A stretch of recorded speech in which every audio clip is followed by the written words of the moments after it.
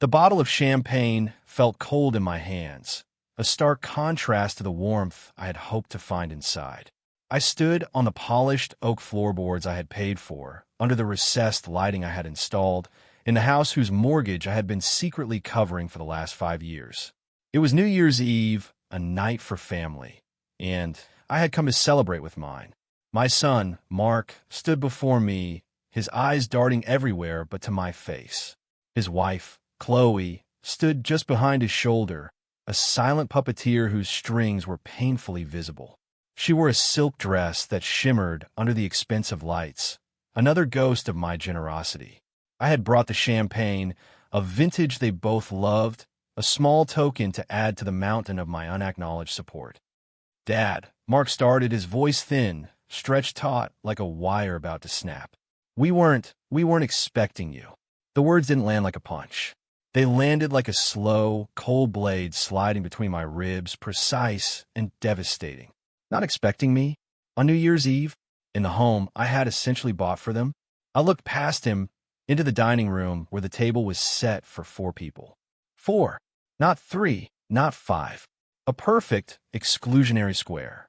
Chloe's perfectly manicured hand rested on Mark's arm, a gentle pressure that was anything but. "Chloe's parents are coming," Mark mumbled, finally flicking his gaze towards me for a half-second before it dropped to the floor again. It was a last-minute thing. We just want a quiet evening with them. A quiet evening. The lie was as cheap as the champagne was expensive. It was a planned exclusion, a social culling. I was being replaced.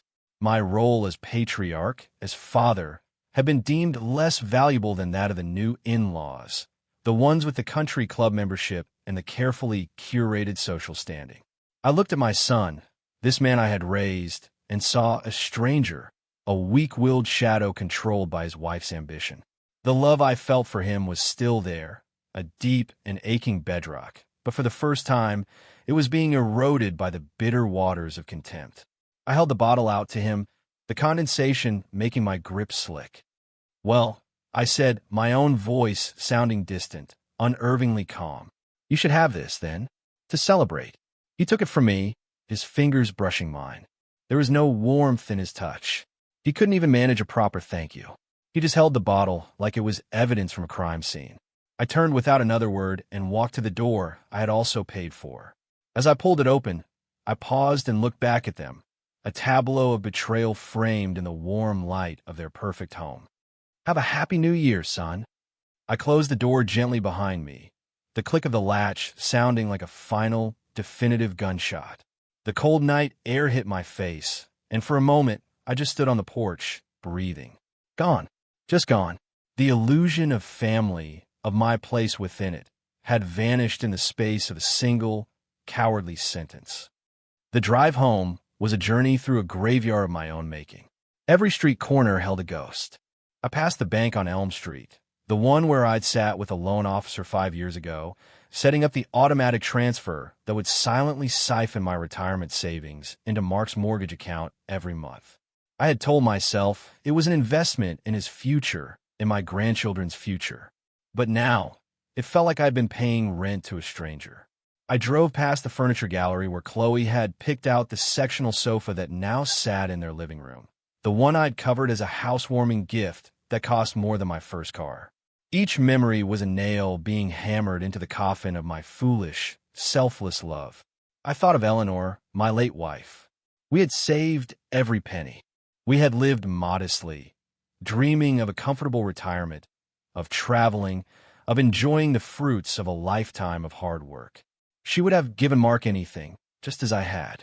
But she never would have tolerated this profound disrespect. The insult wasn't just to me. It was to her memory, to the sacrifices we had made together, what we worked for, so our son could live in a beautiful cage, owned by a woman who saw his own father as a social liability. Was this the legacy of our quiet, dignified life? I pulled into my own driveway, the modest house feeling both empty and like a sanctuary. Inside, the silence was absolute. I sat in my worn armchair, the one Eleanor had always loved, and stared at the phone. For an hour, I did nothing. I just let the silence and the cold anger wash over me, clearing away the fog of hurt and revealing the sharp, ugly truth of my situation. I had been a resource, a bank account, a convenient tool to be used and then put away when more impressive company arrived. The pain was still there, a dull throb in my chest, but something else was growing alongside it, a cold, hard resolve that felt like steel reinforcing my spine. Then the phone rang. It was Chloe. I almost let it go, but a new, calculating part of my brain took over. I answered. "Hello, Frank. I am so sorry about tonight," she began, her voice dripping with a sweetness so false it was nauseating. "Things just got so hectic with Mother and Father deciding to come at the last minute. You know how they are. I didn't know. I knew they were snobs who had always looked down on my trade, my calloused hands, the life I had built with honest work rather than inherited wealth. Mark feels just terrible about it." "I see," I said, my voice flat, giving her nothing. Her saccharine tone faltered for a moment, sensing the shift. "Well, anyway, I was hoping we could still see you tomorrow. In fact, I was hoping you could do us a huge favor." The audacity was like a physical blow. It took my breath away. She had just thrown me out of her house, and now she needed a favor. I waited. "Mother and Father need a ride to the airport tomorrow afternoon, and our car is in the shop, a tiny little fender bender, nothing serious. I was wondering if you'd be free to take them. It would be such a help." The request was so layered with insults, it was almost a work of art. I was not good enough to share a meal with her parents, but I was good enough to be their chauffeur. The message was clear. You're the help. You're the service staff. "Why me, Chloe?" I asked, the question hanging in the air. Her patience finally snapped. The silk glove came off, revealing the iron fist of her arrogance. "Oh, Frank, don't be so dramatic. It's not like you're busy. It's just a ride.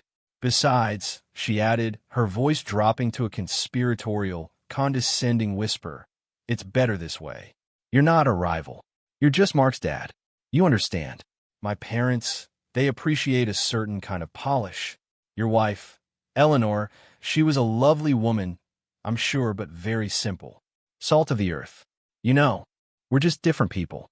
That was it. The final insult. The mention of my wife, reducing her grace and strength to the word simple, was a desecration. It was the line that could never be uncrossed. Everything inside me went still and cold.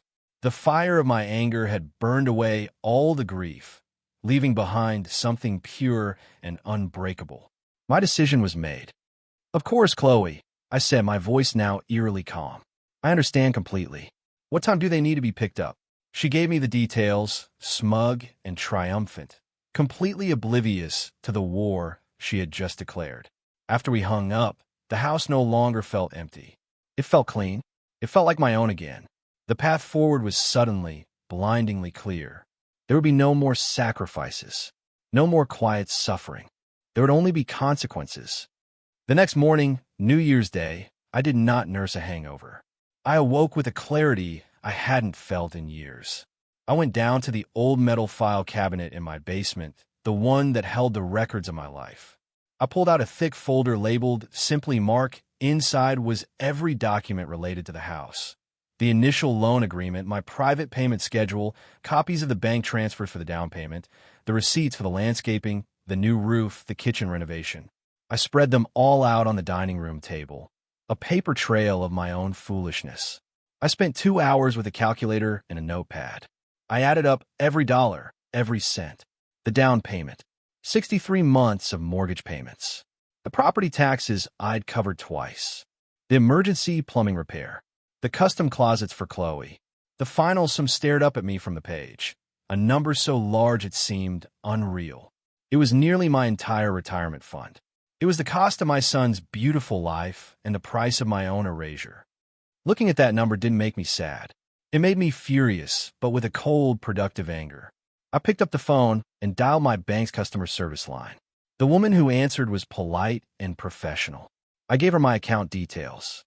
"I need to cancel a recurring automatic payment," I said, my voice steady. "Certainly, sir. Can you give me the payment ID or the recipient's information?" I read her the long string of numbers from the top of the mortgage statement. It's a monthly mortgage payment to Westlake Financial. Okay, I see it here, she said. Scheduled for the 5th of every month. And you'd like to cancel this permanently? Permanently, I confirmed. Effective immediately. All right, Mr. Evans. The payment has been canceled. You'll receive a confirmation in the mail. Is there anything else I can help you with today? No, I said. That's all. I hung up the phone. It was done. A simple 5-minute phone call had severed the financial artery that had been bleeding me dry for over 5 years. A weight lifted from my shoulders that I hadn't even realized I was carrying. It felt like taking off a heavy, wet coat after a long walk in the rain. Then, I did something I hadn't planned. I gathered all the documents from the table, every last receipt, every statement. I carried the thick folder out to the backyard, to the rusted incinerator barrel where I used to burn leaves in the fall.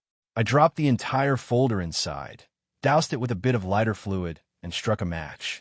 The papers caught with a satisfying whoosh, the flames curling the edges of the bank statements, turning the proof of my sacrifice in a gray, fluttering ash. I watched until the last piece of paper was gone, until the fire had consumed every trace of the man I used to be. The smoke rose into the cold January air and disappeared. It was a baptism by fire. When I went back inside, I walked to the liquor cabinet and pulled out the bottle of 25-year-old single malt scotch that a client had given me years ago. I had been saving it for a special occasion. This, I decided, was it. I poured a generous measure into a glass and sat in my armchair, the warmth of the spirit spreading through my chest. It tasted like freedom. Chloe called me the next day, her voice a whip crack of entitlement. Frank, where were you? My parents had to take a taxi. A taxi? Do you have any idea how embarrassing that was? I let the silence sit for a moment before I replied, my voice devoid of any emotion. Something came up. Something came up? She shrieked. What could possibly be more important than a promise you made to me? To my family? My own life, Chloe, I said simply. My own life is more important. I hung up before she could respond. The trap had been laid, and the bait had been my feigned compliance. Now, it was time to let them stew in their own arrogance. As promised, on New Year's Eve, I had not gone to show for her parents. I had spent the day in blissful peace. I'd worked on the loose banister on my staircase, a small repair I'd been putting off for months. I made myself a simple steak for dinner and opened a good bottle of red wine. I put on a record of Eleanor's favorite classical music and read a book by the fire. My phone began its frantic symphony of distress around 3 in the afternoon, the designated pickup time. A text from Chloe. Where are you? Then a call, which I ignored. Then another from Mark. Then a string of increasingly hysterical texts. I watched the screen light up with their names, a silent, pathetic light show. At 6 o'clock, I turned the phone off completely. The resulting silence was the most beautiful sound I had ever heard. They arrived at my house just after 8. I saw their expensive car pull up through my living room window. Chloe, her mother, and her father got out, their faces thunderous. Mark was not with them, a fact I noted with a grim sense of satisfaction. He didn't even have the courage to join the firing squad. I met them at the door before they could even knock. What in the world is wrong with you? Chloe's mother, a woman named Beatrice who looked like she'd been sucking on lemons her whole life, demanded. You left us stranded, her father added, his face red with indignation. I stood in the doorway, my body a barrier to my home, to my peace. This is private property, I said calmly. You are not welcome here. Chloe pushed forward, her face a mask of fury. You will not speak to my parents that way. After everything we've done for you. I almost laughed. Everything you've done for me? That's an interesting way to put it. Now, I'm asking you one last time to leave my property. They were stunned into silence for a moment by my refusal to be cowed. Then the rage returned, hotter than before. You will regret this, old man, Beatrice hissed, her voice low and venomous. We have friends. People listen to us. We will make sure everyone in this town knows exactly what kind of ungrateful, senile monster you are. Is that a threat? I asked, my voice still level. It's a promise, she spat. With that, they turned and stormed back to their car, leaving their parting threat hanging in the cold night air. I watched them go, feeling no fear, only a grim certainty. They had just declared war. They had no idea I was already prepared to win it. A week later, their promise bore fruit. My neighbor, a kind woman named Mrs. Gable, left a copy of a local paper on my doorstep with a concerned note attached. "Thought you should see this," it read. There, on the society page, nestled between a photo from the country club's holiday gala and an announcement for a charity auction, was an article. The headline read, "Community rallies around prominent family plagued by elder issues." It was a masterpiece of slander, penned by a writer I quickly discovered was a close friend of Beatrice's. The article painted a heartbreaking picture of a loving son and daughter-in-law struggling to care for an increasingly erratic and hostile elderly father. It spoke of my sudden, aggressive outbursts, my refusal of care, and my troubling isolation. It hinted at dementia and paranoia, all while praising Chloe and Mark for their saintly patience. They had twisted my desire for independence into madness, my self-respect into aggression. They had made themselves the victims and me the villain. Instead of rage, a chilling calm settled over me. This was their next move, and it was a foolish one. They had made the conflict public. I spent the next 2 days in a state of methodical preparation. I used the public library's computer to look up Chloe's social media profiles, which were, of course, public. I saved photos of her lavish vacations, her designer clothes, her expensive dinners, all posted within the last few years, all paid for by me. I went to my bank and got certified copies of every single transfer to Mark's mortgage account.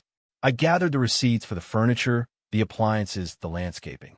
I made 100 copies of the slanderous newspaper article. Then, I sat at my dining room table and began to assemble my response. Into 100 manila envelopes, I placed a packet of documents. A cover sheet I had typed up titled "The True Cost of a Lifestyle," a summary of the total funds I had provided, highlighted copies of the bank statements proving the mortgage payments, copies of the major receipts, and finally, a copy of their newspaper article, with my own annotations in the margins, pointing out the lies with cold, hard facts. Their big post-holiday party was a well-known annual event, the pinnacle of their social climbing. I knew the date and time from a post Chloe had made online. On the night of the party, I dressed in my best suit, the one I had worn to my own wedding. I felt calm, centered, an agent of a justice that was long overdue. I drove to their house, my house, and parked down the street. I waited until I was sure most of the guests had arrived. Then, carrying a handsome leather briefcase containing my 100 envelopes of truth, I walked up the stone path I had laid myself and opened the front door without knocking. The party fell silent as I entered. All eyes turned to me. Chloe and Mark, who were holding court by the fireplace, froze. Beatrice and her husband, standing nearby, looked horrified. I walked calmly to the center of the room. "Good evening, everyone," I said, my voice carrying easily in the sudden hush. "Please, don't let me interrupt. I know my invitation was lost in the mail." A few nervous titters went through the crowd. "My name is Frank Evans. I'm Mark's father, and since his in-laws, the Abernethys, have made my family's private matters a topic of public concern." I gestured toward Beatrice with a slight nod. I felt it was only fair to provide everyone with the complete story. I opened my briefcase and began to walk around the room, handing an envelope to each guest. "Please," I said, "read it at your leisure. It's an accounting of sorts." Chloe found her voice first. "Get out," she screamed, her face white with fury and panic. "Security. There's no need for that," I said, continuing my distribution. "I'm almost finished." I handed the last envelopes to Beatrice and her husband themselves. "I believe you'll find this particularly illuminating, since you inspired it." People began opening the envelopes. A confused murmur rippled through the room, quickly turning into shocked silence, then hushed, frantic whispers as they read the documents. I saw faces turn from me to Chloe, to Mark, to the Abernethys. I saw judgment dawning in their eyes. "He's lying. He's senile," Beatrice shouted, her voice shrill. "He doesn't know what he's saying." "On the contrary," I said, turning to face her directly, "I know exactly what I'm saying. For instance, I know that for the past 63 months, I have paid the mortgage on this house. The proof is in your hands." I know that I paid for the vacation to Tuscany you see in the photos on Chloe's Instagram. The receipt is in there, too. And I know that the article you had your friend publish is a contemptible lie designed to discredit me after I refused to continue funding a lifestyle you couldn't afford in a family that treated me with utter contempt. I finally looked at my son, who stood ashen-faced, a statue of shame. And I did it all out of love for my son, a love that was not returned. I let my words hang in the poisoned air. The social standing they had so carefully constructed was crumbling around them, turning to dust in front of their most valued audience. I saw it in the shifting eyes, the sudden cold shoulders, the way people began to step away from them. The victory was absolute. I had not raised my voice. I had not screamed or cried. I had simply presented the truth. "I will leave you to your party," I said to the room at large. "Thank you for your time." I turned and walked out the door, leaving behind the smoldering ruins of their reputation. As I walked down the path, I could hear the escalating hum of outrage and scandal begin behind me. I didn't look back. Months passed. I heard through the grapevine about the fallout. The Abernathysts became social pariahs. Chloe and Mark were ostracized. The first notice of delinquency from a mortgage company must have arrived in February. The notice of foreclosure likely came in late spring.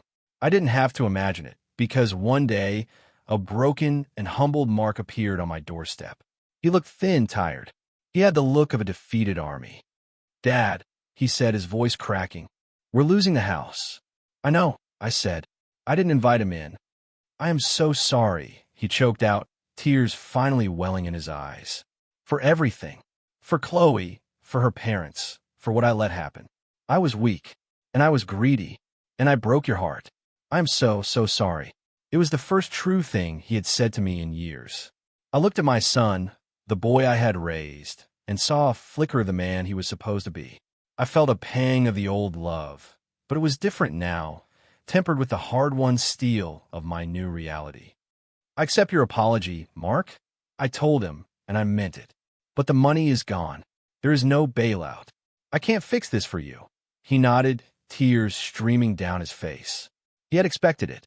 "If you and I are ever to have a relationship again," I continued, "it starts today from nothing. It will be built on honesty and respect, or it won't be built at all. There are no more handouts. You will stand on your own 2 feet, and you will earn my trust back, one day at a time."